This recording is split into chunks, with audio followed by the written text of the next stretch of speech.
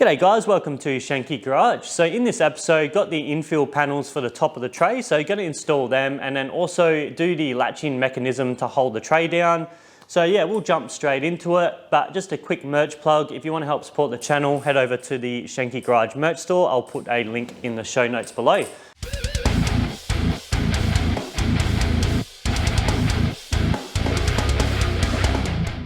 Okay, I've just picked up these infill panels for the top of the tray. I just had to hire a trailer. I really do need to get myself a four-wheel drive, but I'm pretty excited to get these out and sit them on the tray to see how she's going to look. So it's been about a week since I placed the order, so it was a pretty good turnaround there for a week. So yeah, we'll get these out and see how they look.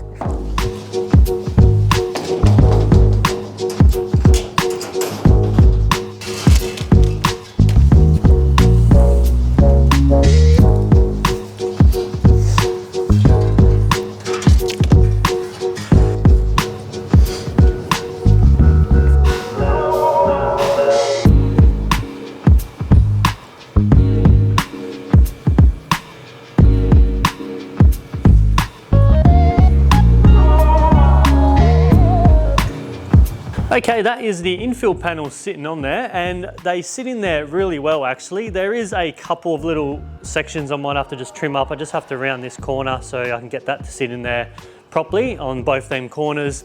And then there is a little section just here. I might have to just sort of trim that back so it aligns just with this rear panel. But for the most part, it fits in there pretty well actually. Everything all lines up, all the bolt holes and everything all line up. So I'm stoked on that. I think it's gonna look awesome. It looks a bit sort of strange at the moment, but I reckon once you put the panels from underneath and then once it's all painted, I think that's gonna turn out pretty bloody awesome. Okay, I figured out I actually had this front panel flipped around the wrong way. So I flipped that around to the correct way and all that lines up nicely now. So I won't have to trim any of that back, which is good.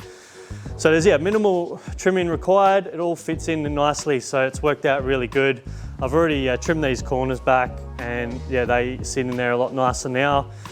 And I'm pretty much now ready to weld in all these little tabs on the sides here. So I've just cut up all these little tabs and I'll weld these to the side of the frame, so then the bolts will screw into them tabs. So yeah, just all the ones around the outside of the frame.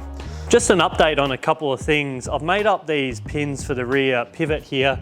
Now I just made them out of 5mm plate, just cut out a sort of like a tab and then drilled a hole in the middle, put the pin through and then just welded around there. Drilled and tapped into this mount here. So I've got a bolt that just basically stops that from spinning and then locates it in. So that's turned out pretty good. And I've also moved the struts about 100mm that way. So I've moved the fulcrum point about 100mm and it's made a huge difference, but it is right on the limit of the fully in position. So there's about 10-15mm left there. So I can't move it any further that way. It's right on the limit. But yeah, that has made a huge difference just by moving it about 100mm that way. Obviously mechanical advantage helps a lot there. So when you do put it up in the fully raised position, it is a lot harder to pull it down. So I reckon by the time you put all the extra weight with the infill panels and the headboard, I think that's gonna turn out pretty good. I don't think I'll have to raise the pressure of the struts, but I guess we'll see once everything's all together. Okay, them tabs are welded in all the way around and I've just marked all the bolt holes so I can start drilling all them out and put in the Nutserts. Now these are the Nutserts. These are from Profast here in Brisbane. There's the part number, but these ones are a splined Nutsert. So I'll get that to focus there, but you can see the difference. On the left is just your normal Nutsert and then on the right is the spline one. So that's just gonna help grip inside the hole with the splines.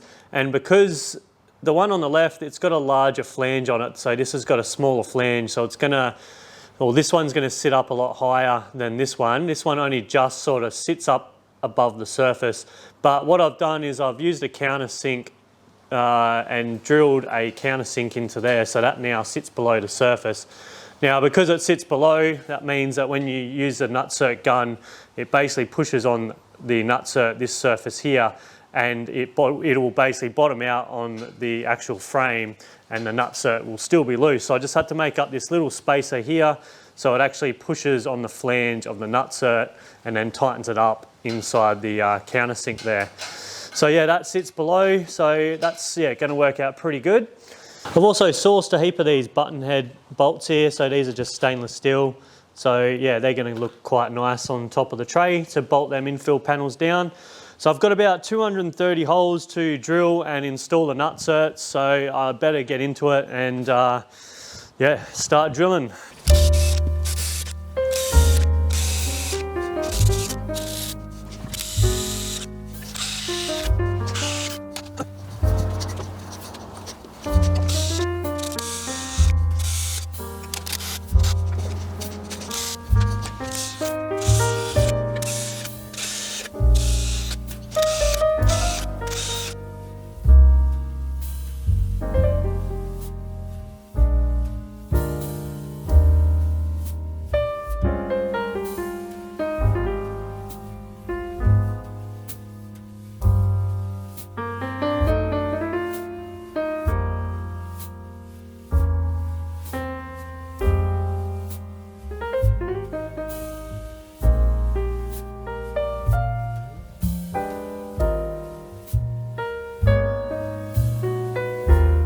Okay, that is the rear panel all bolted in. You can see all the socket head cap screws there. So there's plenty of them. It took a while to get all that done, but I've just got the front panel to do now. I won't bother filming that. It's pretty much just the same, but all the bolts all fit in pretty well. There was a couple I had to just elongate the holes out slightly just to get the bolts in. Okay, now where the front of the tray rests on this front cross member, I was looking for some rubber pads or something to put on that cross member. Now I found these little guys. So they're just a simple kind of threaded rubber pad. And then I've just drilled and nutserted into this cross member so they will screw on like that. And yeah, then the tray will rest on them. So there's 3 of them for each section that it rests on. Now moving on to the latching system to hold the tray down, I've been thinking about this for quite a while and there's plenty of ways you could do this. Now one of them ways I was thinking was using some high strength magnets and mounting them to the tray, and then when it comes down onto this cross member, that'll hold it in position. But when the tray is all the way down, it is quite a bit of weight in it initially to lift it up. Once the struts take over, it's no worries, but just initially, so with that extra force of the magnets, it would be quite hard. You need quite a bit of strength to lift that tray up. So I shit canned that idea. Now another way what I was thinking was using these universal door latches. So I ordered these a while ago thinking I was going to use these, and they're just basically a door latch. You've got a striker which basically locks into there, into the claw, and then you've got a release lever that opens it up, releases the striker. Now this would definitely work, but there's just going to be a fair bit of stuffing around. Then you're going to need like a release cables, and they are quite bulky, kind of ugly looking. So I've opted not to use that idea. Now another idea is I found these latches. They're like a lever latch. I'm not exactly sure the technical name of what they're called, but basically push down on that button and that sort of drops this lever down. And then yeah, you push down on that and then that will clamp into there. So I think that's going to look quite good. It's not going to be out of place. It's going to sit on top of the tray, but I don't think that's going to be out of place. And I've done some prototyping and I had to cut into this square hollow section. So I just cut a section into there and then a section out here. I've got these spaces in there for the infill panels. And then yeah, that basically pushes down like that. And this one here will be, I'll just get that to focus, but this one here will be the front cross member. So that'll come down like so, rest up against there, and then you push like that. But yeah, I think that's gonna work. I just need to cut that off and then raise it slightly because it's not quite in the right spot.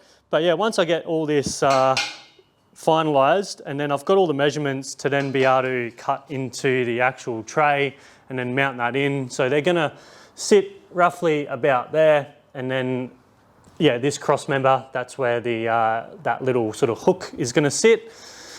So yeah, I've only really got one go. I need to get it right. That's why I've done this prototyping, and then yeah, once that's done, then I can measure it out onto the actual tray and then do the cuts.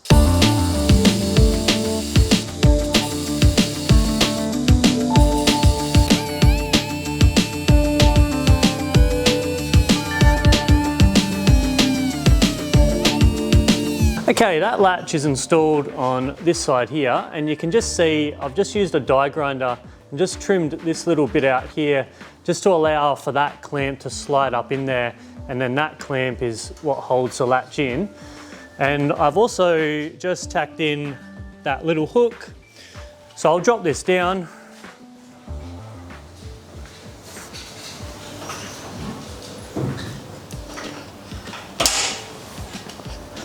And that is solid, that's not going anywhere.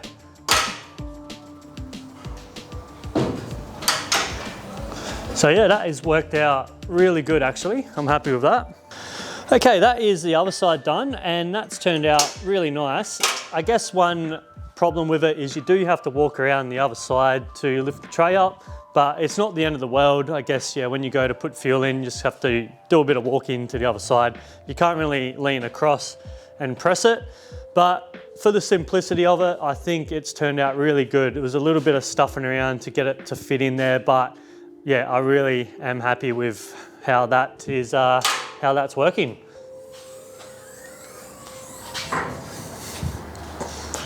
Okay, I now just need to cut out the little sections for the latches in the infill panel, and then that's all pretty much done. So I'll just do that off screen. And then for the inserts in between the infill panels, I was going to use like a mesh, but I've sort of opted against that. If it's got sort of holes and stuff in there, you're going to have dirt and shit come up from underneath and dirty the tray. So I opted against that. And I was thinking about using carbon fiber, but carbon fiber sheet, it's super expensive. It was going to be about $2.5 grand to get enough carbon fiber for them inserts. So I've just opted for some alloy sheets. So I've sourced these. These are all pre-cut from the aluminium supplier. So that's just 2.5mm thick aluminium. I think what I'm going to do with them is wrap them in like a carbon fiber. And I was speaking to my auto trimmers, so Carmen's auto trimmers who done the interior, and they've got like a carbon fiber marine grade. I think it's called like a PVC material. It's quite durable. You can get water on it, and it's UV resistant and all that. So it's going to be a little bit more forgiving than say like your normal sort of vinyl wrap that you use to wrap a car in, because it is sort of like about 1mm thick. So yeah, I think that's going to be a little bit more forgiving. So we'll see how that looks anyway. If I don't like it down the track, I can always pull these off and paint them, or there's plenty of options there I could do. I'm pretty happy with how that tray is looking. I can now continue on making the headboard for it. I'm not sure what I'm going to do there, whether I use some round tubing or whether I use some rectangle hollow section, and I'll sort of continue on that with the lines at the back of the cab. So I think that's going to look quite good with some infill panels on the headboard as well. And then I can start epoxying it, and then once it's in epoxy, I can start doing some filler work, and then get it all ready for paint. Underneath, I'll probably Raptor line it. I'm not too sure exactly on that yet. I'll have a think about it. But yeah, definitely it's coming to the end of this tray. I know it's been a few episodes on this tray. It is a big job. There's a lot that goes into it. So hopefully you're not getting too bored with these tray episodes. But yeah, if you like what I do and want to help support the channel, the next milestone is 10,000 subscribers. So it'd mean a lot if you could help me out and subscribe to the channel. If you want to help out even further, you can head over to the Shenke Garage merch store. So there'll be a link in the show notes below. So click on the link and it will take you to the merch store. So there's t-shirts, hoodies, mugs, various products. If you are new to the build, I highly recommend checking out the playlist for the HX1 tonner build. I'll put a card up in this corner here, and it's the very first episode all the way to the latest. So have a good binge on that. And we'll see you next time on Shenke Garage. Cheers, guys.